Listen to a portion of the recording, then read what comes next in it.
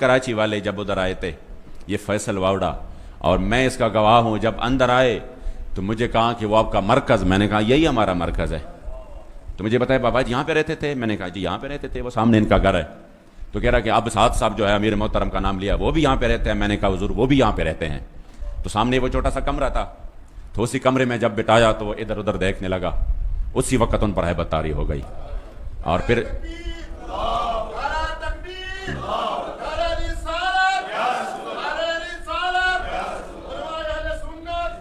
انہوں نے ہمیں کہا نا کہ آپ اس معاہدے سے پیچھے ہٹ جائے تو ہم آپ کو یہ دیں گے، ہم آپ کو یہ دیں گے، تو ہم آپ کو یہ دیں گے۔ بہت سارے انہوں نے ہمیں آفرز کیے، سینٹ بھی دیں گے، ہم آپ کو آن دا اسپاٹ جتنا پیسہ آپ مانگتے ہیں ہم آپ کو پیسہ بھی دیں گے۔ اور یہ نہیں کہ ہم یہ پیسہ اس لیے دے رہے ہیں کہ ہم آپ کو خرید رہے ہیں، نہیں، آپ تو ماشاءاللہ دین کا اتنا کام کر رہے ہیں کہ ہم یہی چاہتے ہیں کہ ابھی آپ ایک مسجد میں کر رہے ہیں تو ہم آپ کو بازار میں لے کے چلے، ابھی آپ صرف پاکستان میں کر رہے ہیں تو ہم چاہتے ہیں کہ آپ جو ہے نا دنیا میں گھومے پھرے، اس کو بھی ہم پاسپورٹ دیں گے، آپ کو بھی وہ پاسپورٹ دیں گے، تو آپ کو ویزوں کی بھی ضرورت نہیں رہے گی، آپ گھومے پھرے، اس مشن کو آگے بڑھائے، اپنے مساجد کو پیسے دے، اپنی مدارس کو دے، اپنے شہداء کو دے، اس پہ آپ دین کی خدمت کرے۔ اس طرح کی اور آئندہ کے لیے تیسری جو سب سے بڑی انہوں نے دی، آئندہ کے لیے ابھی سے جو بھی قومی حلقہ ہو، جو بھی صوبائی حلقہ ہو، وہ ابھی سے آپ ہمیں بتائیں کہ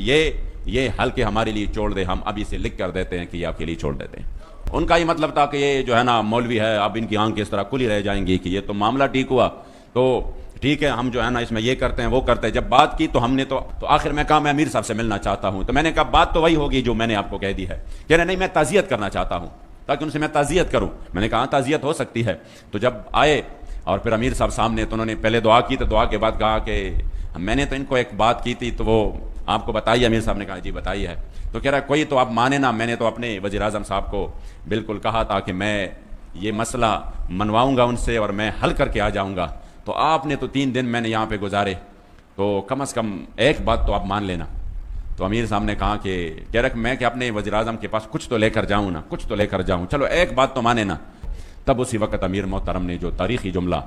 ارشاد فرمایا، آپ اپنے وزیر اعظم کو بتانا کہ اب بھی پاکستان میں حضور کے وہ غلام رہتے ہیں جو پوری دنیا کی طاقتیں مل کر نہ ان کو ڈرا سکتے ہیں، نہ ان کو جھکا سکتے ہیں، نہ ان کو خریدا جا سکتا ہے۔